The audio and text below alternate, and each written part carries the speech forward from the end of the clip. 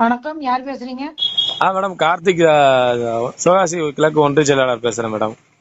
எனக்கு ஒன்றிய செயலாளர்கள்லாம் யாருமே பொருளாதார சொன்னடி எப்பதான் இந்த மாவட்டம் சொல்லி கொடுத்துருக்கா? என்னங்க மேடம், புரியல மேடம். மாவட்டத்தை தோட்டத்துக்கு போக வேணான்னு தலைவர் கூப்பிட்டு சொல்றாரு. மேடம் அதெல்லாம் தப்பா போயிருக்கு, உங்களையும் கூப்பிட்டு போயிருக்கு. அதெல்லாம் எங்களுக்கு தெரியவே தெரியாது மேடம். எங்கிட்ட அந்த அந்த அது இதெல்லாம் மட்டும் இல்ல, பேஸ்புக்ல மேடத்தோட வண்டவாளம் என்னவென்று நான் சொல்கிறேன், எனக்கு போன் பண்ணுங்கன்னு போடுது. டேனியல் இந்த ஆபீஸ்க்குள்ள வரமாட்டேன், விட மாட்டேன். இல்ல மேடம், அதெல்லாம் தெரியுமா உங்களுக்கு? இல்ல மேடம், என்னதான் இருந்தாலும் அண்ணன் அவர் சொல்றத நாங்க எப்பவுமே கேட்போம். சரி கேளுங்க, அப்புறம் எதுக்கு என்கிட்ட கேக்குறீங்க? இல்ல மேடம், அது வந்து அதுக்கப்புறம் வந்து என்னன்னு எங்களுக்கு தெரியாதுல்ல மேடம் நடக்கிறது. போனும்ல, பேஸ்புக்ல பாக்கலையா நீங்க?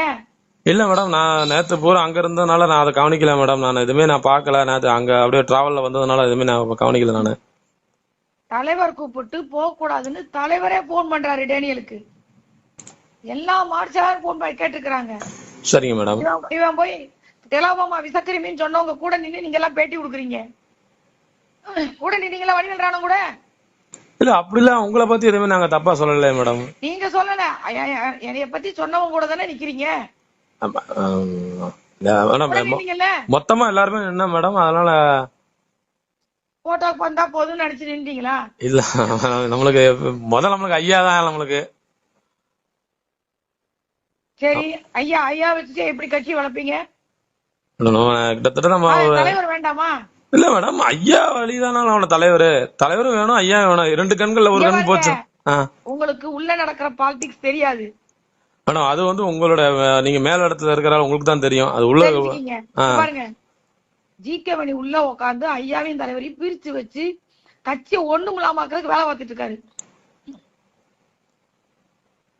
மேடம். அது வந்து சமூக ஊடகங்கள்ல வந்து வருது. அது வந்து நம்மளுக்கு உண்மையா பொய்யா இல்ல அது 100% உண்மை.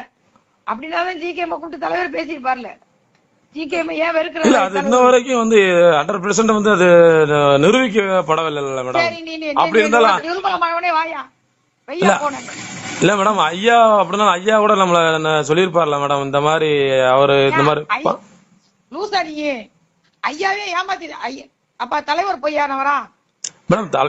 பொய்யானவரா? யாரையுமே நம்ம பொய்யும் சொல்லல மேடம். நாங்க தலைவரை காலி பண்றதுக்கு வேலை பாக்குறாரு, வேலை பாக்குறாரு. அப்படிலாம் அதோட சேர்ந்தி மேடம், தந்தை மகனுக்கு அப்படிலாம் விடுவாங்களா மேடம்? சரி, தந்தை அவருக்கு அப்புறம் யாரு மேடம் இருக்கா நம்ம இந்த கட்சியில? நம்ம கட்சியில யாரு மேடம் இருக்கா அவருக்கு அப்புறம்? சரி, தந்தை மகனை விடு.